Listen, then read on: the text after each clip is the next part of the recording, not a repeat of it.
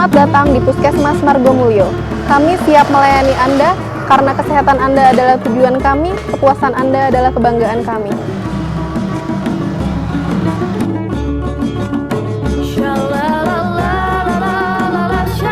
Kurangnya informasi di masyarakat akan pengetahuan tentang penggunaan obat menyebabkan masih terjadinya kesalahan dalam pembelian, penggunaan, dan pengelolaan obat di rumah. Saya, Apoteker Lisda, akan menjelaskan cara mendapatkan, menggunakan, menyimpan, dan membuang obat dengan benar yang disingkat dengan DAGU-SIBU. Yang pertama, dapatkan. Dapatkan obat dengan benar guna menjamin kualitas obat yang Anda dapatkan. Berdasarkan tingkat keamanannya, obat terbagi atas 1. Obat bebas, ditandai dengan lingkaran hijau bergaris tepi warna hitam. Obat bebas adalah obat yang bisa dibeli tanpa resep dari dokter. 2. Obat bebas terbatas, ditandai dengan lingkaran biru bergaris tepi warna hitam. Obat bebas terbatas adalah obat keras yang bisa dibeli tanpa resep dokter, namun pemakaiannya harus memperhatikan aturan pakai dan tanda peringatan pada kemasan. Obat bebas dan bebas terbatas bisa didapatkan di toko obat berizin dan apotek terdekat. Dengan mendapatkan obat di tempat dengan tenaga kefarmasian berizin, Anda akan mendapatkan informasi terkait obat lebih jelas dan benar. 3. Obat keras, ditandai dengan lingkaran merah bergaris tepi warna hitam dan huruf K di tengah menyentuh garis tepi. Obat keras adalah obat yang hanya diperoleh dengan resep dokter. Obat ini hanya bisa didapatkan di apotek, puskesmas, dan rumah sakit. Pada saat menerima obat, Anda harus memperhatikan 1. Penandaan pada kemasan obat, seperti kandungan zat berkhasiat dalam obat atau komposisi obat, indikasi atau khasiat obat, dan tanggal kadaluarsa, serta nomor izin edar obat. 2. Kualitas kemasan obat. Jangan menerima obat dalam kemasan yang sudah rusak atau warnanya terlihat pudar untuk menghindari obat palsu. Yang kedua, gunakan obat dengan benar. Menggunakan obat, jangan sembarangan. Sebelum menggunakan obat, kita harus mengetahui 4 hal. Yang pertama, dosis. Yang kedua, cara penggunaan. Yang ketiga, frekuensi pemakaian obat. Dan yang terakhir, lama penggunaan obat. Dosis adalah takaran obat yang dibutuhkan untuk mencapai efek pengobatan bergantung pada jenis serta keparahan penyakit, usia, dan berat badan pasien. Khusus untuk obat dengan bentuk sirup atau suspensi, diwajibkan menggunakan sendok obat agar tidak terjadi kelebihan atau kekurangan dosis obat.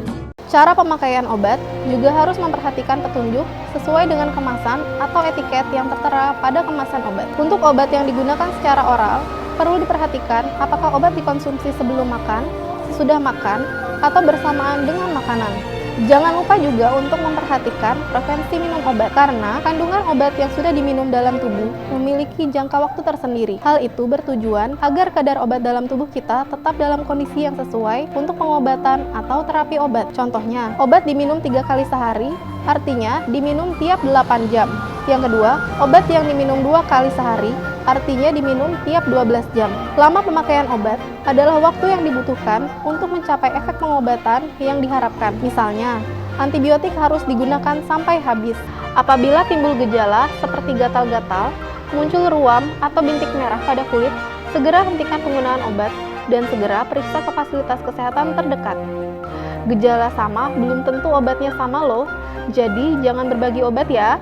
Apabila Anda mempunyai obat simpanan di rumah, maka simpanlah obat tersebut di tempat yang sejuk, kering, dan terhindar dari sinar matahari langsung.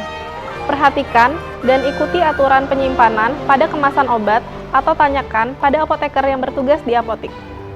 Obat sirup tidak disimpan pada lemari pendingin ataupun di atas lemari pendingin. Obat tertentu seperti suppositoria harus disimpan pada lemari pendingin agar tidak meleleh pada suhu ruangan. Jangan melepas etiket pada wadah obat karena tercantum nama, cara penggunaan, dan informasi lainnya. Jangan menyimpan obat terlalu lama di dalam mobil. Perhatikan tanda-tanda kerusakan obat selama penyimpanan. Dan yang terakhir adalah buanglah obat dengan benar. Di dalam rumah tangga, obat harus dibuang dengan benar agar tidak merusak lingkungan dan disalahgunakan oleh oknum yang tidak bertanggung jawab. Cara membuang obat yang benar adalah lepaskan etiket dan tutup dari wadah, pisahkan obat dari kemasan, buang kemasan obat setelah dirobek atau digunting. Obat dalam bentuk tablet atau kapsul harus dihancurkan terlebih dahulu sebelum dibuang. Kemudian, obat dalam bentuk sirup atau cairan dapat ditambahkan dengan air terlebih dahulu sebelum dibuang. Penggunaan antibiotik. Penggunaan antibiotik yang sembarangan dan tidak bijak dapat menyebabkan resistensi antibiotik. Hal-hal yang perlu diperhatikan dalam penggunaan antibiotik antara lain: pertama, tidak membeli antibiotik sendiri tanpa resep dokter. 2. Tidak menggunakan antibiotik selain untuk infeksi bakteri. 3. Tidak menyimpan antibiotik untuk persediaan di rumah. Yang keempat, tidak memberi antibiotik siksa kepada orang lain. Dan yang terakhir, tanyakan pada apoteker informasi obat antibiotik. Agar dapat sembuh dan selamat, bacalah informasi pada kemasan atau brosur obat. Gunakan obat sesuai dengan petunjuk dan tanyakan informasi obat kepada apoteker.